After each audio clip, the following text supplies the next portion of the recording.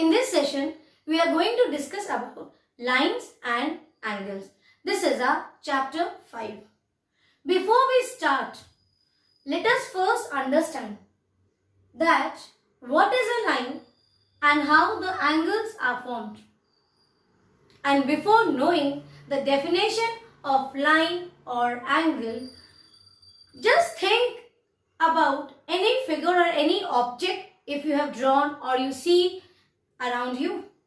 You will see basically these objects are formed by collection of line segments and some angles apart from some other shapes.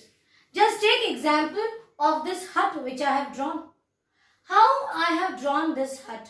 I have taken many line segments. See here. If I just separate it,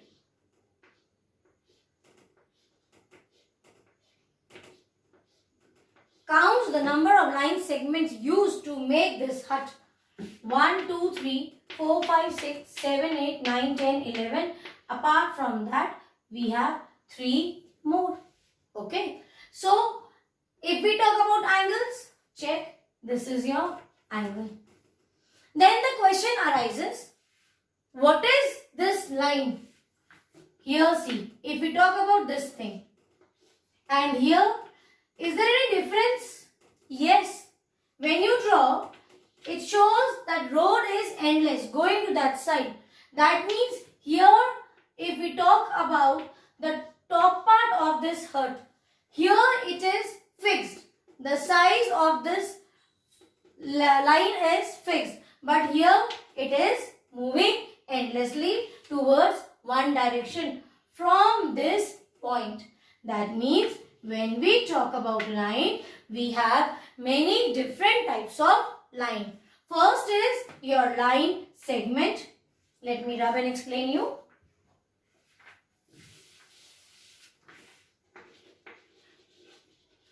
Now, line segment means, children, when the line has fixed length. See here, this is a line segment. This is a line segment. If I ask you to draw a line of 7 centimeters, then you will draw a line exactly with a measurement of 7 centimeter. That is your line segment. Now, if I say draw a line, in that case, you will simply draw a straight line. We are talking about straight line. Yes, we do not want any curve here. We are talking about straight. Don't say that, ma'am, this is not a line. It can be. It is slanting. But see, it is not zigzag. It is not crooked. So if we talk about line, can you see the difference between line segment and line? Here you have 2 arrowheads. It explains that you can move it endlessly from both the direction. So it do not have a fixed length. It do not have a definite length. This is first thing. Then if I say that I am standing here and from this point I started walking towards the right hand side. So from this point I started. That means I have a starting point and I am moving towards the right hand side. And I have not declared how much distance I have covered. So what will this become? This type of figure is called as a ray. That means you have a starting point, but from the other side it is moving endlessly in only one direction. That is the source point. It has a source point. Take example, your sun. Its sun, see, the source point is this, and from this the radiations, the rays are reached to the earth. Okay. Now, let us use these line segments. So, how the angles are formed? Talk about any 2 line segments. You join 2 line segments, you will see an angle is formed. Or talk about a line. You take any line and allow the another line to cross it. It will meet at some point. You will see an angle is formed. It can be any angle. See here. Is it clear? This is also angle. This is also an angle. We can also say that if you join join two rays, then also an angle is formed. Now we know how the angles are formed. There are many types of angles. You have acute angle, you have right angle, you have straight angles, you have reflex angle, you have obtuse angle. Yes, there are many types of angles. Let us only talk about your right angle and straight angle. Right angle means the measurement of the angle will always be 90 degree because it is perpendicular. See here, it is perpendicular bisector. So for any perpendicular bisector, you will see an angle of 90 degree is formed. Then when two 90 degree angles, or you can talk about any straight line. Take example this. You start from here and measure this. How much is it? It is 180 degree. So straight angle means where it measures 180 degree. It can be two perpendicular angles. It can be less also. See, if this is 90 degree. Now if I make this angle from here, if I extend, what will happen? This will move more than 90 degree. So here you will have acute angle and here you will have obtuse angle. So you can see combination of acute angle.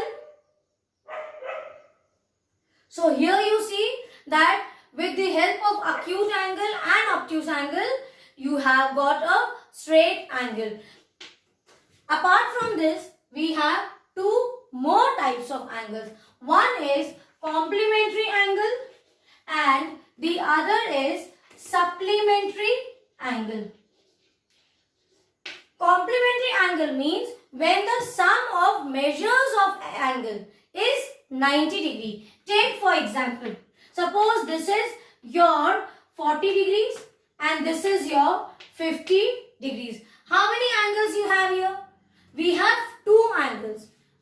Which are those? Suppose this is angle 1 and this is angle 2. What is complementary angle? That if the sum of measures of angle is 90 degree, only in that case it can be termed as complementary angle, and each angle complements the other angle. Let us check whether is this the complementary angle. So one angle is 40 degrees, the second angle is 50. What should be the sum? It should be 90 degree. Check. Yes, 90 is equals to 90. So that means they complement each other. And this is the complementary angle. So remember, whenever it is asked to find out the complementary angle, write down this formula. Angle 1 plus angle 2 is equals to 90 degree. Write down the measurement of first angle, second angle or measures of angle. The sum should be 90 degree. Then supplementary angle is when the measurement of sum of all the angle is 180 degree. Take example, this is your straight line, that means 180 degree. Yes, but I do not know whether this is my straight angle. What I have done, I have drawn first 60 degree from here, correct? Now from here I have taken and I have constructed one more angle as 120 degrees at point O. Label it as A. This labeling is also important. Now tell me, angle where it is formed at O. So angle COB and BOA. What is the sum of all these two angles?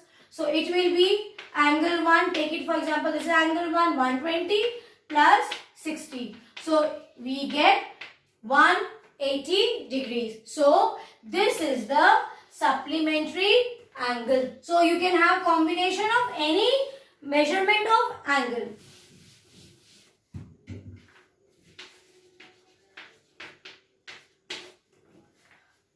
Now let us discuss exercise 5.1.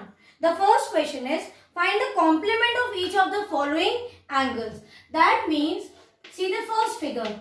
Here one angle is given and they are saying find out the complementary of this angle. So when you want to find out the complement of another angle, think of the word complement. Complement means complementary angle. And complementary angle means that sum of measures of the angle will be 90 degree. So we need to find out the other angle. Correct? We don't know. So you will write down, let the complement angle, the other angle which will complement this, let the complement angle be x. The other known angle is another angle here which is given. Another angle here which is given is 20 degree. Now what should be the rule for complementary angle? That angle 1 plus angle 2 should be 90 degrees. So add x plus other angle is 20 is equals to 90 degree. Now you transpose this. What will this become? I am writing here x is equals to 90 minus 20. So the other complement angle, so the other angle which complements this one is 70 degree. Same way you have another question. This time it is given 63 degrees. So you have to find out the complement angle of this one, 63. The angle which complements 63. So we do not know what is the measurement of this angle. So this time again you will take it 63 degrees. The other angle is 63 degrees. Second one. So again for it to be complementary, the sum of measures of angle should be 90 degree. So here angle 1 plus angle 2. One angle is x, another angle is 63. Now you transpose 63. What will this become? 27.